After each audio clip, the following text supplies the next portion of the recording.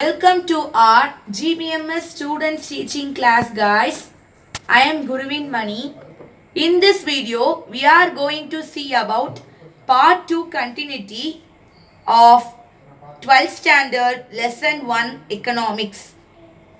Okay, now we are going to see this topic, inflation.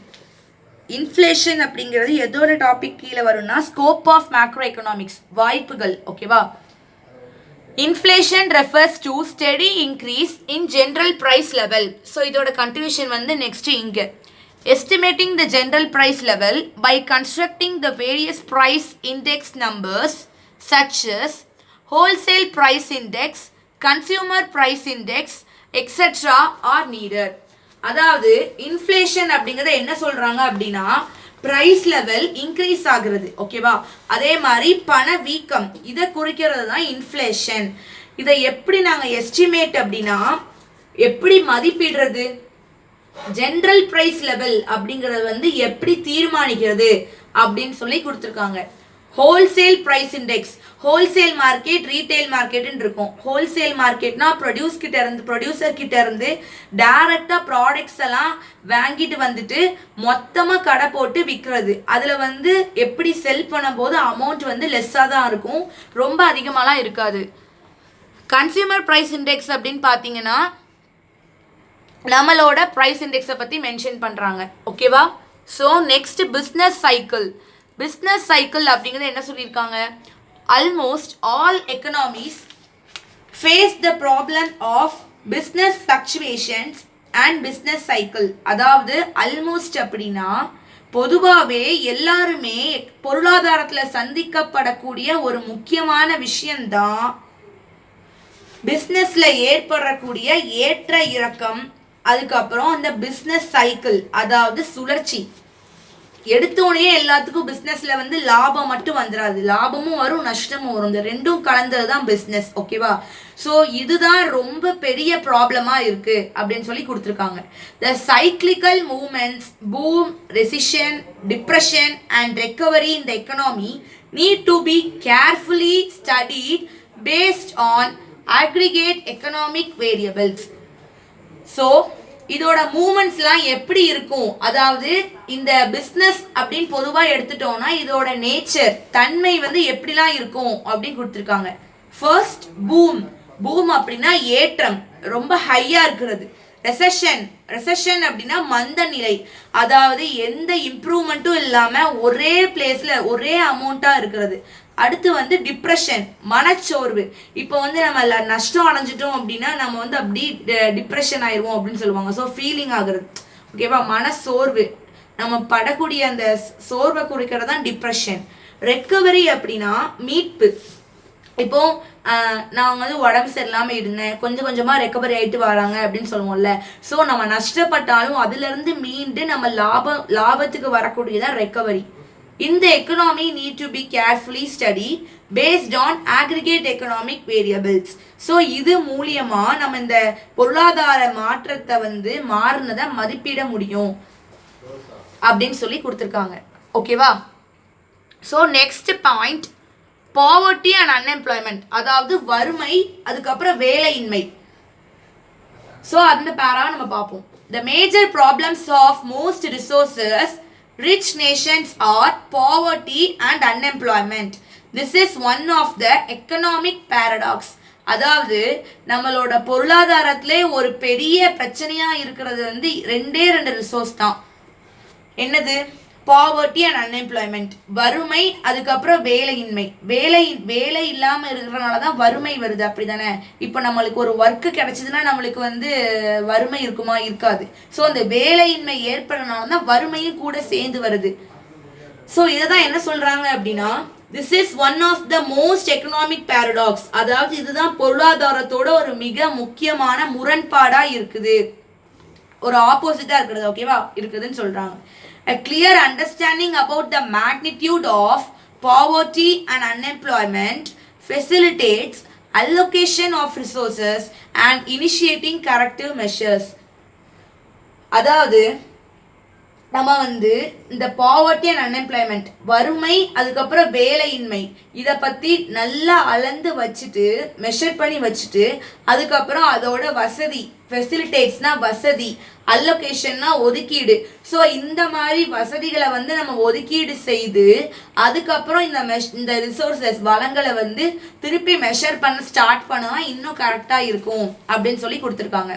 So next point is economic growth. Economic growth, the growth and development of an economy and the factors determining them could be understood only through macro analysis.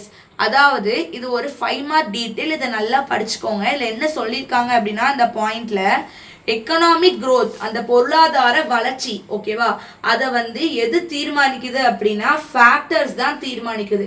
ஃபேக்டர்ஸ்னா என்னது? Factors அப்படின்னா land, labour, capital, organisation. இதை தான் நம்ம 4 factors of labours அப்படின்னு சொல்லுவோம். 4 factors of and main economy. அதாவது லேண்டுனா அதுக்கு ரெண்ட் கொடுப்போம், லேபர்னா அவங்களுக்கு வேஜஸ் கொடுப்போம், சேலரி மாதிரி. அதுக்கப்புறம் கேபிட்டல்னா ப்ராஃபிட், ஆர்கனைசேஷன்னா இன்ட்ரெஸ்ட். ஸோ இந்த மாதிரி நம்மளுக்கு கிடைக்கக்கூடியது தான் ஆர்கனைசேஷன்னா ப்ராஃபிட், கேபிட்டல்னா இன்ட்ரெஸ்ட். ஸோ இந்த மாதிரி கிடைக்கக்கூடியதான் நம்ம ஃபேக்டர்ஸ் அப்படின்னு சொல்லியிருக்கோம் இந்த இதில், ஓகேவா. அதாவது இந்த எக்கனாமிக் growthல. அடுத்து எக்கனாமிக் பாலிசிஸ், அதாவது பொருளாதார கொள்கை. Macroeconomics is significant for evolving suitable economic policies. அதாவது மேக்ரோ எக்கனாமிக்ஸ் அப்படிங்கிறது எதை குறிப்பிடுறத வந்து இதாக இருக்குது, மெயினாக இருக்குது அப்படின்னா எவால்விங் சூட்டபிள் எக்கனாமிக்ஸ். அந்த புதுசாக அந்த பொருளாதார கொள்கை வந்து உருவாகி கொண்டே இருக்கணும் அப்படின்னு சொல்லிட்டு அந்த மெயின் தீம் இருக்கும். அதே மாதிரி economic policies are necessary to solve the basic problems, to overcome the obstacles and to achieve growth. அதாவது பொருளாதார கொள்கை ரொம்ப அவசியமா இருக்குமா? எதுக்கு அப்படின்னா அடிப்படை பிரச்சனைகளை வந்து கடந்து போகிறதுக்கு, அந்த அடிப்படை பிரச்சனையில இருந்து கடந்து வர்றதுக்கு வந்து பொருளாதார கொள்கை நம்மளுக்கு ஒரு இதா இருக்கும், ஒரு டூலா இருக்கும் அப்படின்னு சொல்லியிருக்காங்க. ஸோ இது மூலியமா நம்மளோட growth, நம்மளோட வளர்ச்சியை வந்து அச்சீவ் பண்ண முடியும் அப்படின்னு சொல்லி கொடுத்துருக்காங்க. Okay students, now we can move on to next para. So now we are going to see about the limitations in your book, that is 1.5. Macroeconomics suffers from certain limitations. அதாவது macro limitations அப்படின்னா வரம்பு. அதாவது இப்போ நான் for example ஒரு பாட்டிலில் இவ்வளோ water தான் ஃபில் பண்ண முடியும் அப்படின்னா அவ்வளோ வாட்டர் தான் ஃபில் பண்ண முடியும். ஸோ அதுக்கு மேலே போகக்கூடாது, அந்த பாட்டிலோட வரம்பு அவ்வளோதான், ஓகேவா. ஸோ அந்த லிமிடேஷன்ஸை மென்ஷன் பண்ணுறது. ஸோ அது வந்து இந்த மேக்ரோ எக்கனாமிக்ஸில் வந்து ரொம்பவே பாதிப்பு இருக்குது, அந்த லிமிடேஷன்ஸை நம்ம பார்ப்போம் அப்படின்னு சொல்லி கொடுத்துருக்காங்க. ஸோ இதோட கண்டினியூஷன் வந்து நம்மளுக்கு எங்கே இருக்குது அப்படின்னா இங்கே ரைட் ஹேண்ட் சைடில் இங்கே கொடுத்துருக்காங்க, ஓகேவா. So first point, there is a danger of excessive generalization of the economy as a whole. அதாவது எதுல வந்து இது ரொம்ப அதிகப்படியான பாதிப்பு இருக்குது அப்படின்னு சொல்லி கொடுத்துருக்காங்க. ஏன் அப்படின்னா சமமா பொதுவா இருக்குது அந்த பொருளாதாரத்துல, ஓகேவா. Second point, it assumes homogeneity among the individual units. அதாவது அசியூம் அப்படின்னா நம்மளா ஒரு இப்போ வந்து அசியூமேஷன் அப்படின்னு சொல்லி சொல்லுவோம், நம்மளா ஒரு வேல்யூ வந்து அசியூம் பண்ணி இது பண்றது. ஸோ அதே மாதிரி இந்த இண்டிவிஜுவல் யூனிட்ஸ் மத்தியில, இண்டிவிஜுவல் யூனிட்ஸ்னா தனிநபர், அதுக்கு மத்தியில ஹோமோஜினிட்டி, ஒருமைப்பாடு இருக்கணும் அப்படின்னு சொல்லி சொல்லியிருக்காங்க. What is மென்ட் by homogeneity? ஒருமைப்பாடு. அப்ப ஹோமோஜினிட்டினா என்னன்னு கொடுத்துருக்காங்க? ஒருமைப்பாடு. அசியூம்ஸ்னா என்னது? கருதுங்கள், அதை கருதுறது, ஓகேவா.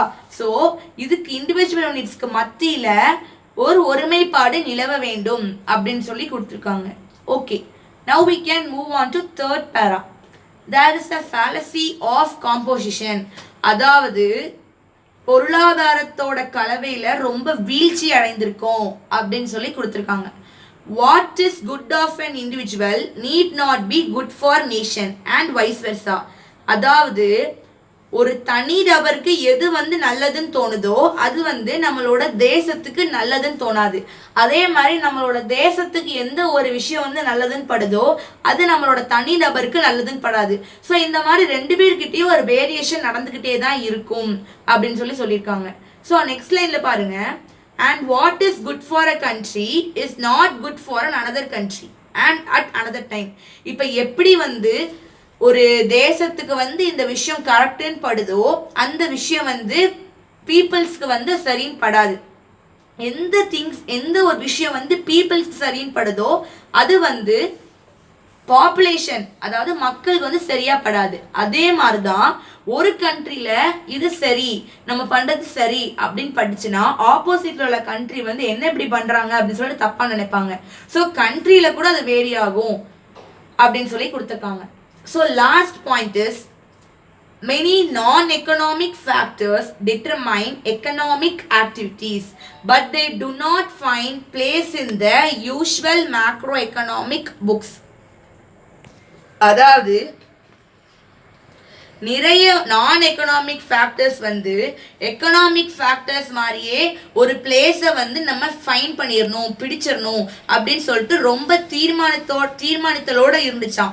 ஆனால் அதால் என்ன பண்ண முடியல, அதோட யூஸ்வலான மேக்ரோ எக்கனாமிக் பிளேஸ்க்கு வந்து வர முடியலை, ரீச் ஆக முடியலை அப்படின்னு சொல்லி கொடுத்துருக்காங்க.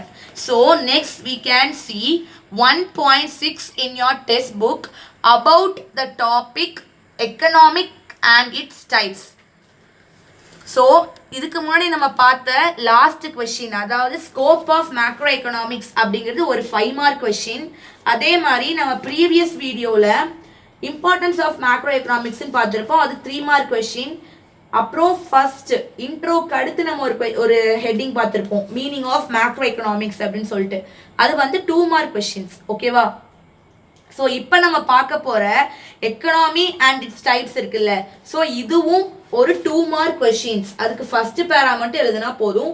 இதுவும் ஒரு 2 மார்க் கொஸ்டின் அண்ட் இது வந்து ஒரு 5 மார்க்லேயும் இருக்குது. ஓகேவா? So now we can move on to para. The term economy has been defined by A.J. Brown as a system by which people earn their living. அதாவது இந்த பொருளாதாரம் வந்து யாரால டிஃபைன் ஆகப்பட்டுச்சு அப்படின்னா ஏஜே பிரவுன் அப்படிங்கிற ஒருத்தரால டிஃபைன் பண்ணப்பட்டுச்சு.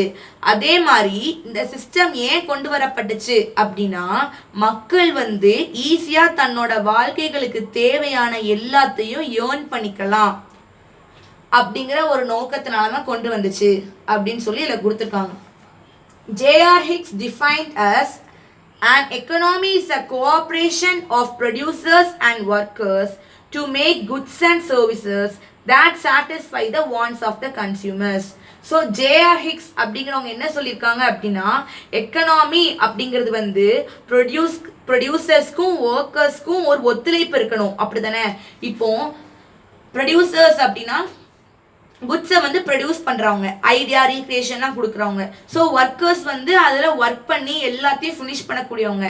ஸோ இவங்க 2 பேருக்குள்ளேயே ஒரு cooperation இல்லைன்னா அது ஒரு ப்ராடக்டாக ப்ரொடியூஸ் ஆகி நம்ம கன்சியூமர் கிட்ட எப்போ வந்து சேரும்?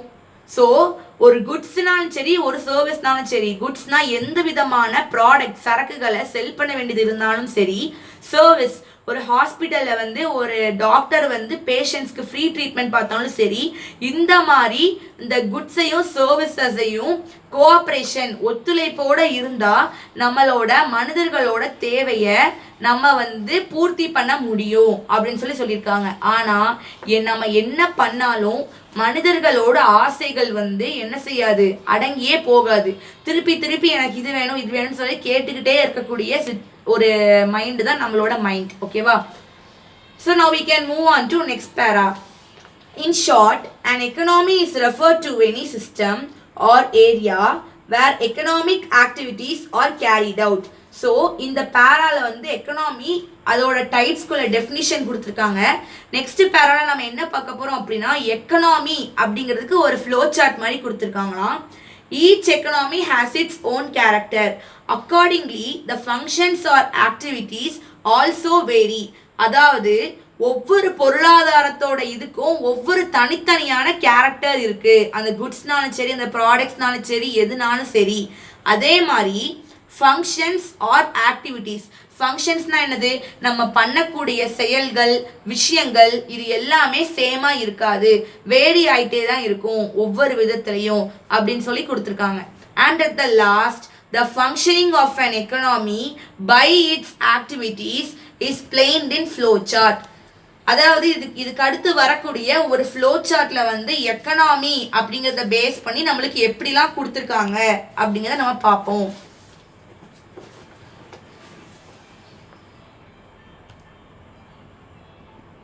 ஓகேவா? ஸோ இதுதான் நம்ம டெக்ஸ்ட் புக்கில் கொடுத்துருக்கக்கூடிய சார்ட். ஸோ இது நீங்கள் பார்த்தீங்க அப்படின்னா functioning of an economy based on activities, அதாவது ஆக்டிவிட்டீஸை பொறுத்து எக்கனாமி பொருளாதாரம் வந்து எப்படி ஃபங்க்ஷனிங் ஆகுது அப்படிங்கிறது தான் பார்க்க போகிறோம்.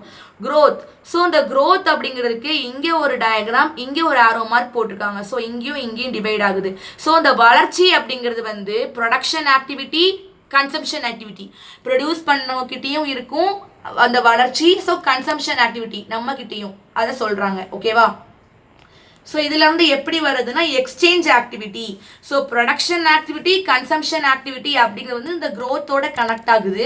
அதே மாதிரி இந்த ரெண்டு இதுவும் எக்ஸ்சேஞ்ச் ஆக்டிவிட்டி அப்படிங்கிறது இதாகுது. இந்த ப்ரொடக்ஷன் பண்ணுறவங்க கிட்ட இருந்து இது எங்கே வரும்? கன்சம்ஷன் ஆக்டிவிட்டி நம்ம கிட்ட வரும். அதுக்கப்புறம் எக்ஸ்சேஞ்ச் ஆக்டிவிட்டி, அதை வந்து எக்ஸ்சேஞ்ச் பண்ணுவாங்க. Supporting economic and non economic activities of an economy, அதாவது எக்கனாமிக் பொருளாதாரம் சார்ந்ததும் பொருளாதார மற்ற ஒரு விஷயங்களை சார்ந்ததும் இருக்கக்கூடியதை வந்து சப்போர்ட் பண்றது. ஓகேவா? ஸோ அட் லாஸ்ட் என்ன கொடுத்துருக்காங்க அப்படின்னா எக்ஸ்டர்னல் ஆக்டிவிட்டீஸ் பிராக்கெட்ல ஆக்டிவிட்டீஸ் ஆஃப் அதர் எக்கனாமிக்ஸ் அப்படின்னு சொல்லி கொடுத்துருக்காங்க. வெளி சார்ந்த ஒரு பொருளாதாரம், அதை பத்தி நம்ம இந்த ஃப்ளோ சார்ட் மூலியமா பார்த்துருக்கோம். ஸோ இப்போ நம்ம வந்து பிரீஃபா பார்ப்போம். அடுத்த நெக்ஸ்ட் பேரால பார்ப்போம்.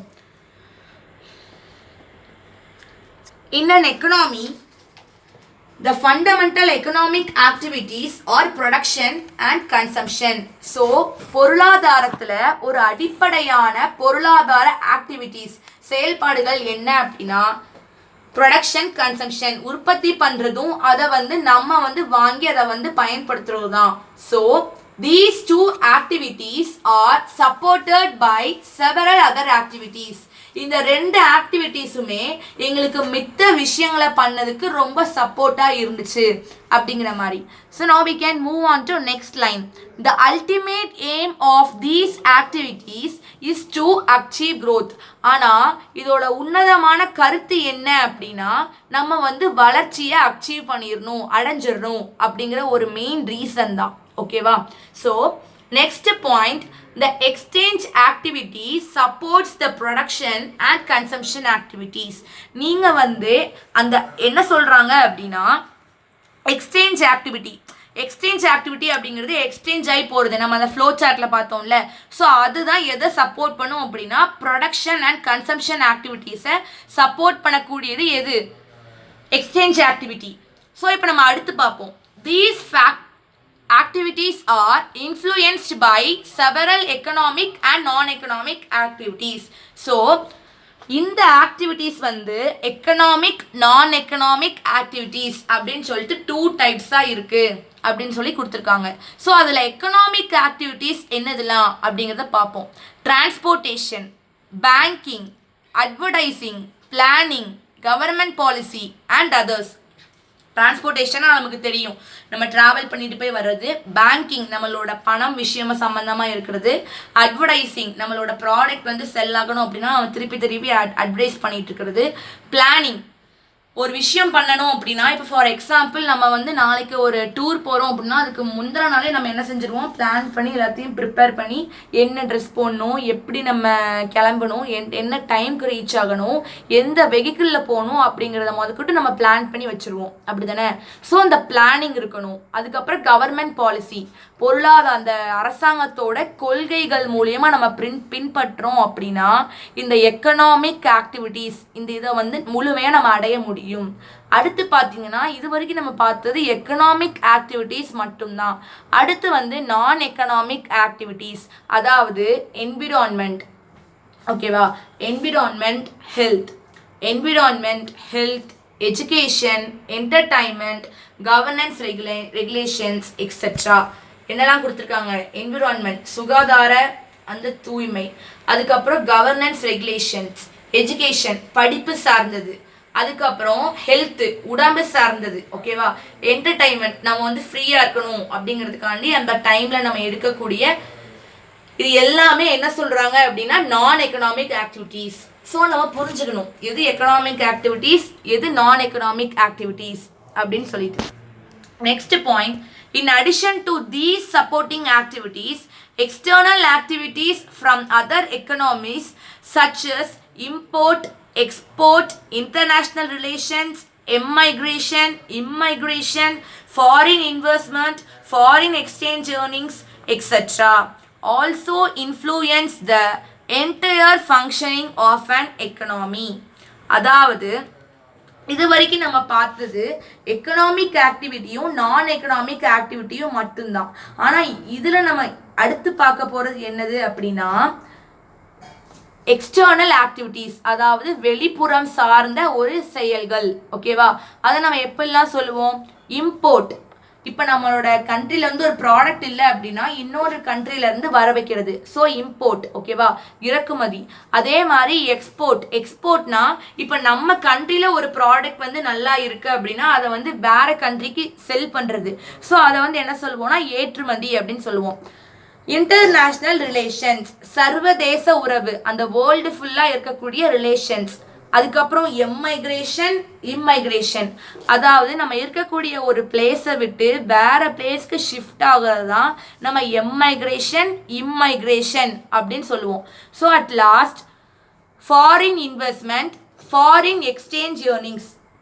ஃபாரின் இன்வெஸ்ட்மெண்ட்னா அந்த வெளிநாட்டில் உள்ள முதலீடு, அதுக்கப்புறம் foreign exchange earnings etcetera also influence the entire functioning of an economy. So இந்த வீடியோவில் வந்து நம்ம லாஸ்ட் ஒன் வீடியோ நான் வந்து அப்லோட் பண்ணியிருந்தேன். ஸோ அதில் வந்து நம்மளுக்கு ஒரு 2 மார்க், ஓகேவா. Define the term macro economics அப்படிங்கிற ஒரு 2 மார்க் வரும். அதே மாதிரி ஸ்கோப் ஆஃப் மேக்ரோ எக்கனாமிக்ஸ் அப்படிங்கிற டாபிக் வந்து இன்னைக்கு நம்ம பார்த்தோம், அது வந்து ஒரு 5 மார்க், ஓகேவா. ஸோ அடுத்து என்ன கொஸ்டின் அப்படின்னா நம்ம எக்கனாமி அண்ட் இட்ஸ் டைப்ஸ் அப்படின்னு சொல்லிட்டு பார்த்துருப்போம். அதோட ஃபர்ஸ்ட் பேரா மட்டும் 2 மார்க்ஸ். அதுக்கப்புறம் இந்த பாயிண்ட்ல இருந்து இன்னன் எக்கனாமி அப்படின்னு இருக்கா, இந்த பாயிண்ட்ல இருந்து இந்த பேராகிராஃப் எண்டிங் வரைக்கும் ஒரு டீட்டெயில், ஓகேவா. சப்போஸ் உங்க ஸ்கூல்ல அவங்க அந்த ஃப்ளோ சார்ட் வரைய சொல்றாங்கன்னா வரைஞ்சுக்கோங்க, அப்படி இல்லாட்டி தேவையில்லை. So guys, I think you had understood this video. This is part 2 continuity video of economics lesson 1 for 12th standard. If you have any doubt, you can surely comment in our YouTube channel and you can receive the knowledge through it. Okay students, I didn't know whether your guys had understood my teaching or not.